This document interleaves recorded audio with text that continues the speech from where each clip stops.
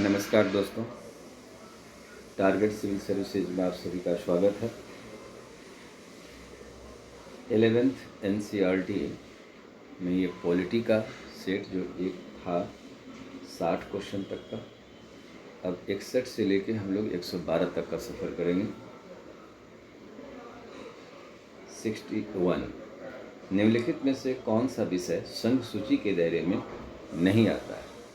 कृषि राज्य सूची का विषय है, प्रतिरक्षा, विदेश मामले, युद्ध और शांति ये संघ सूची के विषय के अधीन आते हैं। तो संघ सूची के अधीन ये तीनों आ गए, प्रतिरक्षा, विदेश मामले, युद्ध और शांति, कृषि राज्य सूची का विषय है। उत्तर आया ए। बस है, संघीय सूची के दायरे में नहीं आता है। संघीय सूची के दायरे में बैंकिंग, रेलवे, डाक और तार सभी आते हैं, जबकि शराब पर राज्य सूची को कानून बनाने का अधिकार है। भारत के कुछ राज्य जो शराब पर प्रतिबंधित भी किया है, जिसमें गुजरात, नागालैंड, बिहार जैसे राज्य ने इसे प्रतिबंधित भी किया। लक्षद्वीप एकमात्र केंद्र शासित प्रदेश जहां प्रतिबंधित है, कुछ क्षेत्रों को छोड़कर। उत्तराखंड की सरकार ने हाल ही में शराब पर प्रतिबंध लगाया, उसे कुछ क्षेत्रों पर प्रतिबंध लगाया, पूरे उत्तराखंड में प्रतिबंधित नहीं है।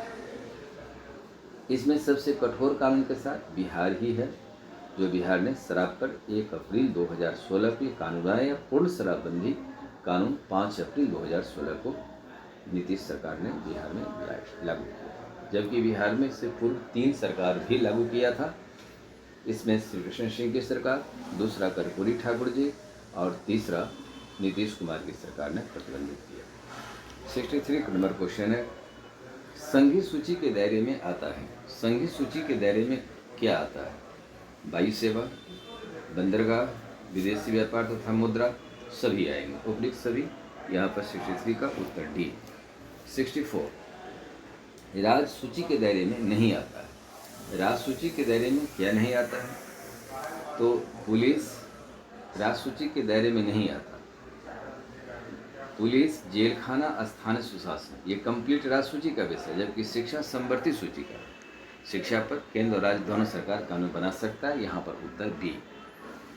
65 राज्य सूची के दायरे में आता है। राज्य सूची के दायरे में सार्वजनिक स्वास्थ्य, भूमि, खनिज व्यापार, उपयुक्त सभी ये सभी आ जाएंगे, उत्तर डी। संवर्ती सूची के दायरे में नहीं आता है। 66 संवर्ती सूची के दायरे में नहीं आता है। वन, मजदूर संघ, गोद लेना ये सब संवर्ती सूची में आएंगे। पशुपालन और उत्तराधिकार, पशुपालन के संदर्भ में ये राज्य सूची का विषय आता है। गोद लेना तथा उत्तराधिकार, मजदूर संघ, वन ये संवर्ती सूची के दायरे में आएंगे। कहता है नहीं है तो पशुपालन नहीं है, उत्तर सी। 66 यदि कि आवश्यक परिस्थितियां आ जाए कि केंद्र सरकार राज्य सूची के किसी विषय पर कानून बनाना अनिवार्य समझे, तो किस कानून बनाना अनिवार्य समझे या राष्ट्रीय महत्व के रूप में घोषित कर दे, तो किस सदन की अनुमति लेना आवश्यक होता है? वह होता है राज्यसभा। राज्यसभा से अनुमति लेना अनिवार्य होता है। 66 का यहाँ पर में सी। राज्य की कार्यपालिका तथा केंद्र की कार्यपालिका के संदर्भ में विचार करें कि कौन सा कथन सही है। राज्य की कार्यपालिका का, केंद्र की कार्यपालिका दोनों अलग अलग रास्ते से कार्य करेंगे, ऐसे नहीं होता है। भारत के संविधान के आलोक में केंद्र और राज्य दोनों कार्य करते हैं। केंद्रीय कार्यपालिका के अनुरूप राज्य की कार्यपालिका कार्य करेंगे, यह सही है उत्तर। उत्तर बी यहाँ सही है, जबकि सी और डी सही नहीं है। 67, 68, 68, 69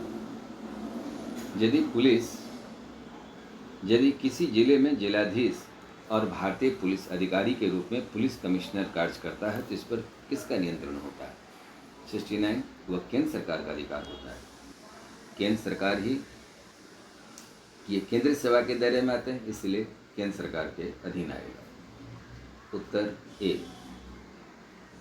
70 जिला न्यायाधीश और पुलिस कमिश्नर यदि अनुशासनात्मक कार्रवाई तथा सेवा मुक्त करने का अधिकार किसे प्राप्त है? यदि डिस्ट्रिक्ट मजिस्ट्रेट और पुलिस कमिश्नर जो IPS होते हैं, इन पर यदि अनुशासनात्मक कार्रवाई करना पड़ेगा या सेवा मुक्त करने की बात आएगी, यह अधिकार केंद्र सरकार के दायरे में आता है। 70 का ए।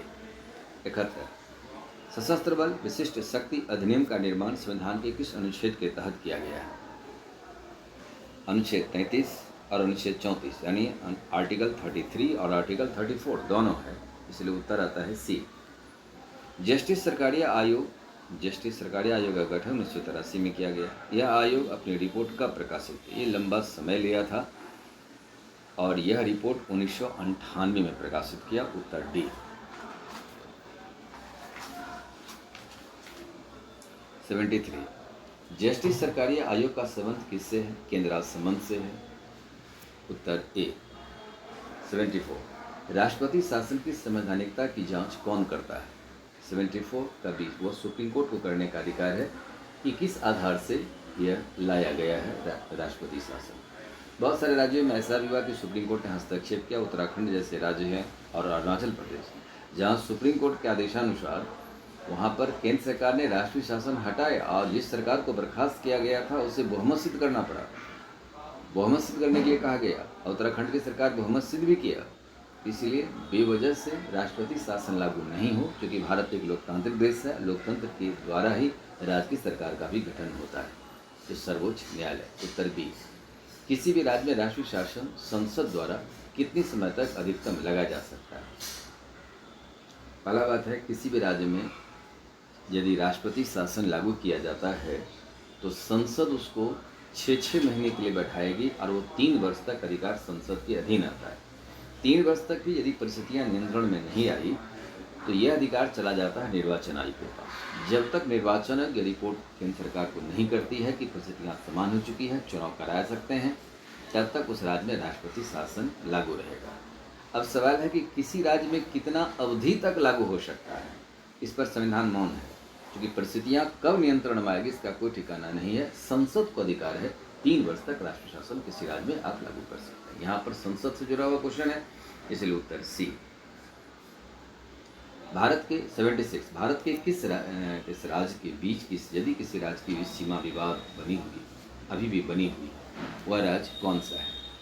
वह राज्य पंजाब हरियाणा, महाराष्ट्र कर्नाटक, मणिपुर नागालैंड, ये सभी के साथ है। उत्तर डी। नर्मदा नदी जल विवाद भारत के किस राज्य के बीच में है? नर्मदा नदी जल विवाद गुजरात, मध्य प्रदेश और महाराष्ट्र, 3 राज्यों के बीच की विवाद है। उत्तर ए। हालांकि नदी जल विवाद आने वाले पर्यावरणीय समस्या को देखते हुए और भी उभरेगी, क्योंकि जब नदियां एक राज्य से दूसरा तीसरा राज्य होकर गुजरेगी तो निश्चित है कि पानी की बंटवारा को लेकर ये भारत के राज्यों में विवाद उत्पन्न होता है। इसका निपटारा ट्रिब्यूनल के द्वारा होता है, उसके बाद केंद्र भी हस्तक्षेप करते हैं। लेकिन सवाल है कि नदी में पानी ही कम आएंगे तो विवाद तो यथावत रहेगी। इसका एक ही समाधान है कि पर्यावरण संरक्षण हो, नदी में पानी अधिक से अधिक मात्रा में आ सके। 78 जम्मू कश्मीर लद्दाख किस तिथि से केंद्र शासित प्रदेश का रूप ले लिया? 31 अक्टूबर, जो सरदार वल्लभ भाई पटेल का जन्म तिथि है। इस तिथि को हम लोग राष्ट्रीय एकता दिवस मनाते हैं। इसी तिथि को जम्मू कश्मीर यानी 31 अक्टूबर 2019 से जम्मू कश्मीर लद्दाख केंद्र शासित प्रदेश के रूप में अस्तित्व में आई। उत्तर सी।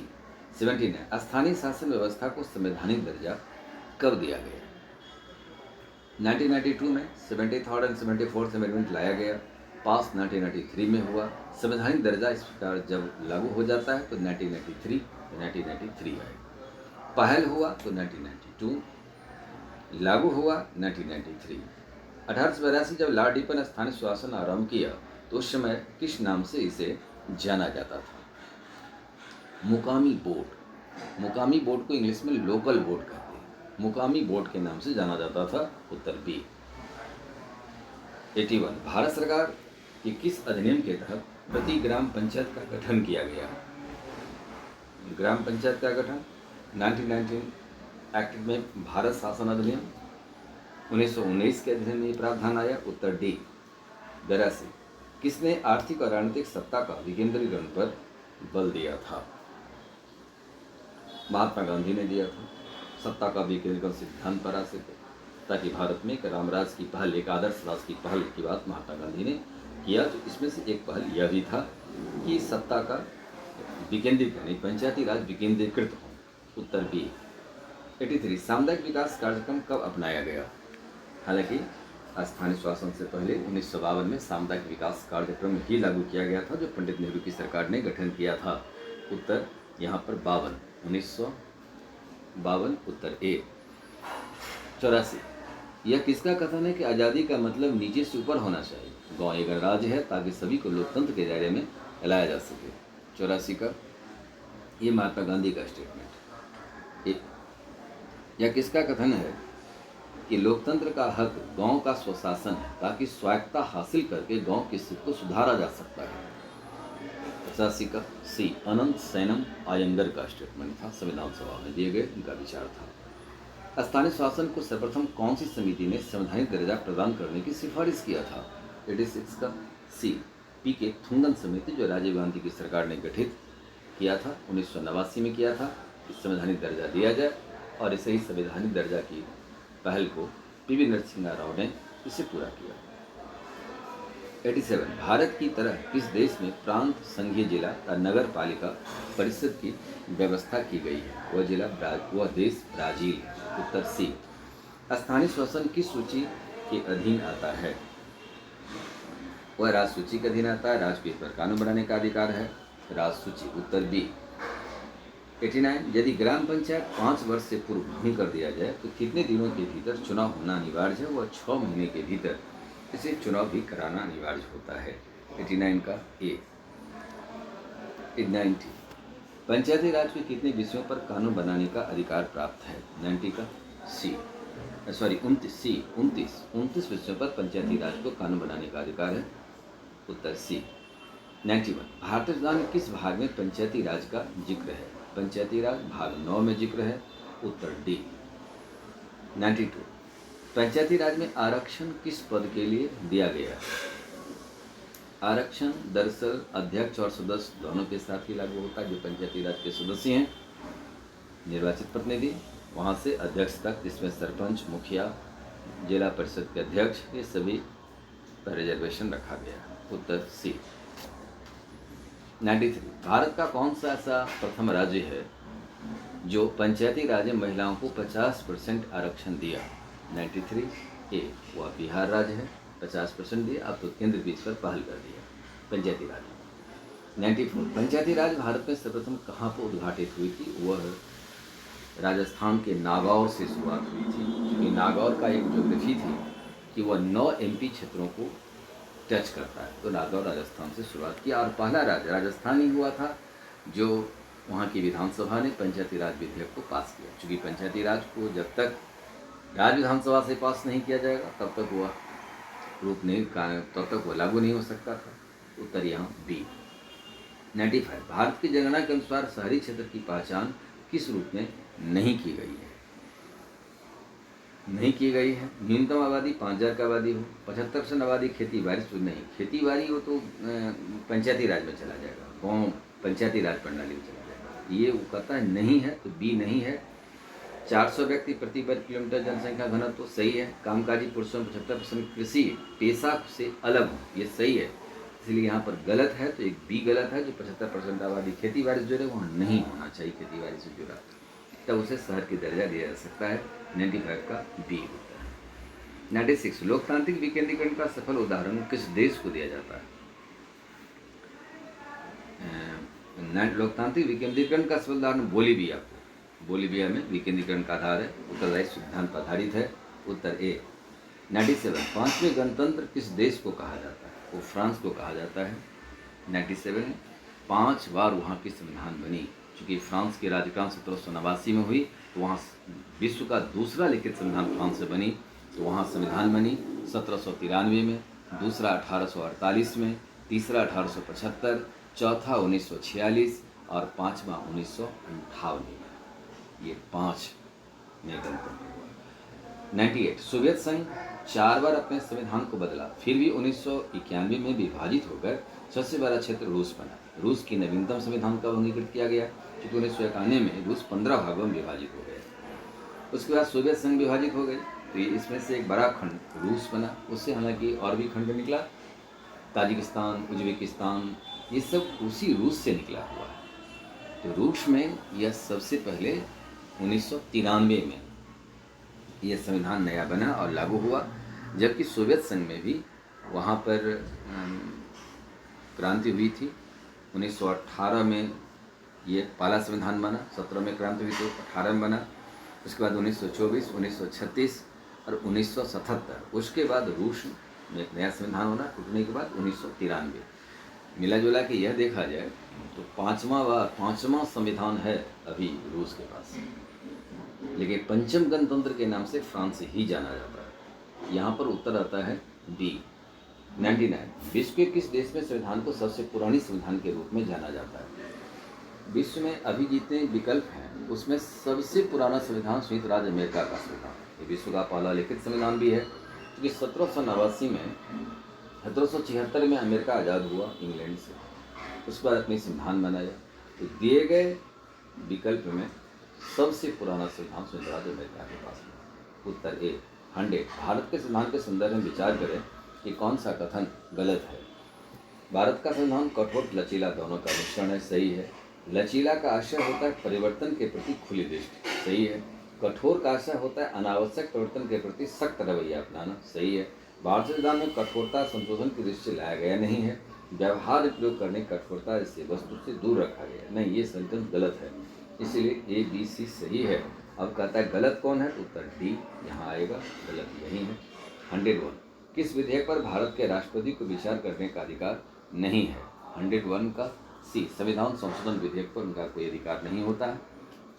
संसद के दोनों सदन पास करेंगे तो भारतीय संविधान के अनुच्छेद 111 के तहत आपको स्वीकृति देना होता है। उत्तर यहाँ सी। 102। किस विधेयक पर राष्ट्रपति संयुक्त अधिवेशन नहीं बुला सकते हैं? 102 धन विधेयक पर नहीं बुला सकते हैं, संविधान संशोधन विधेयक पर नहीं बुला सकते हैं, वित्त विधेयक पर बुला सकते हैं। यहाँ पर उत्तर आता है ए और बी दोनों, उत्तर सी। 103। किस संविधान संशोधन विधेयक के तहत उच्च न्यायालय के न्यायाधीश की सेवानिवृत्त आयु 60 से बढ़ाकर 62 वर्ष तथा सर्वोच्च न्यायालय के न्यायाधीश की आयु सीमा 62 से 65 वर्ष किया गया? 15वां संविधान संशोधन 1973 के तहत किया गया, 63 के तहत किया गया। 15th अमेंडमेंट 1963, पंडित नेहरू की सरकार। यहाँ पर उत्तर सी। 104। मूल संविधान का आरक्षण कब तक के लिए दिया गया था? वो 1960 तक के लिए दिया गया था, लेकिन जब सरकार जब भी हुआ 10-10 वर्ष करके बढ़ाते अभी फिलहाल 2030 तक के लिए बढ़ाया गया। यहाँ पर उत्तर ए। 105। केंद्रीय मंत्रिपरिषद का गठन संविधान के किस अनुच्छेद के तहत किया गया? 74 सब आर्टिकल 1 के तहत केंद्रीय मंत्रिपरिषद का गठन किया गया है, ताकि राष्ट्रपति के कार्य में सलाह और सहायता के लिए केंद्रीय मंत्रिपरिषद की गठन की गई है। 105 ए। 106। मतदाता की आयु सीमा 21 वर्ष से घटाकर 18 वर्ष किस संविधान संशोधन द्वारा किया गया? मतदाता की आयु सीमा 21 वर्ष से घटाकर 18 वर्ष किया गया। 61 अमेंडमेंट 1989 के तहत राजीव गांधी की सरकार ने किया, उत्तर बी। 107। अटल बिहारी वाजपेयी की सरकार में दूसरी संविधान समीक्षा आयोग गठन एम.एन. वेंकटचलैया के नेतृत्व में गठित किया गया। अटल बिहारी वाजपेयी की सरकार ने 2000 में एम.एन. वेंकटचलैया के नेतृत्व में कमेटी गठन की, जबकि इंदिरा गांधी पहली बार गठन किया था 1972 में स्वर्ण सिंह समिति के नेतृत्व, जिस पर 42वां संविधान संशोधन पारित किया गया था। लेकिन अटल बिहारी वाजपेयी की सरकार द्वारा गठित एम.एन. वेंकटचलैया कमेटी रिपोर्ट तो दिया, लेकिन सरकार ने इसे संसद के पटल पर नहीं रख पाया। यहाँ उत्तर बी। 108। किस देश के संविधान को शांति का संविधान कहा जाता है? शांति का संविधान जापान के संविधान को कहा जाता है कि जापान का संविधान 1945 में बना। तो प्रस्तावना में लिखा है जापान के लोग हमेशा के लिए शांति की कामना करते हैं, मानवीय रिश्तों का नियंत्रण और उच्च आदर्श के प्रति सचेत है। फिर उसके एक्ट में अंतर्राष्ट्रीय स्तर पर अंतर्राष्ट्रीय शांति की कामना भी बड़ी ईमानदारी से करने की बात किया गया है, जो संयुक्त राष्ट्र संघ का भी एक उद्देश्य है। तो शांति का संविधान जापान का संविधान कहा जाता है, उत्तर सी। 109। सरदार के.एम. पानिकर के अनुसार भारतीय उदारवाद की धारा में किसे शामिल नहीं किया गया? अब के.एम. पानिकर साहब जो राज्य पुनर्गठन आयोग के सदस्य भी थे, सैयद फजल अली की कमेटी में, इन्होंने 2 पार्ट में बांटा था। एक राजा राम मोहन राय जो हिंदू समाज की बहुत बड़ी सुधार काम किया, सती प्रथा का अंत किया था, और उसके बाद स्वामी विवेकानंद, के.सी. सेन, रशिश रनाडे और विक्रम को शामिल किया था। बंकिम चंद्र चटर्जी इसमें शामिल नहीं थे, उत्तर डी यहाँ पर आएगा। 110 भारत के लिए अनौपचारिक रूप से संविधान तैयार करने का पहला प्रयास कब किया गया? 110 अनौपचारिक रूप से एक पहल हुई थी 1895 में, जिसमें कॉन्स्टिट्यूशन ऑफ इंडिया बिल 1895 में किया गया था। उसके बाद दूसरा पहल था मोतीलाल नेहरू 1928 रिपोर्ट था। तो यहाँ पहला है तो कॉन्स्टिट्यूशन ऑफ इंडिया बिल 1895 उत्तर ए। आगे 111 आगे चलकर यह सबको भूलना होगा कि देश में अल्पसंख्यक या बहुसंख्यक जैसा विषय वस्तु है, सिर्फ भारत एक समुदाय है।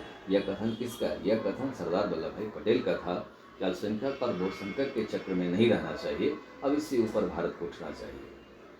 उत्तर सी। 112 नगर पालिका भारतीय संविधान के किस भाग से संबंधित है? भाग 9 क से संबंधित है। 112 उत्तर आता है बी। इस प्रकार से ये हमने पूरा किया। अब फिर आगे जो खंड का जो चर्चा है वो एनसीईआरटी संदर्भित फिर अगले वीडियो में इसको जारी करेंगे। इसको आप ईमानदारी से बनाए, लगातार इसकी रिवीजन होती रहनी चाहिए। किसी भी एग्जामिनेशन में आप जा रहे हैं तो आपको यह चीज़ आधार बनाकर ही चलना होगा। धन्यवाद।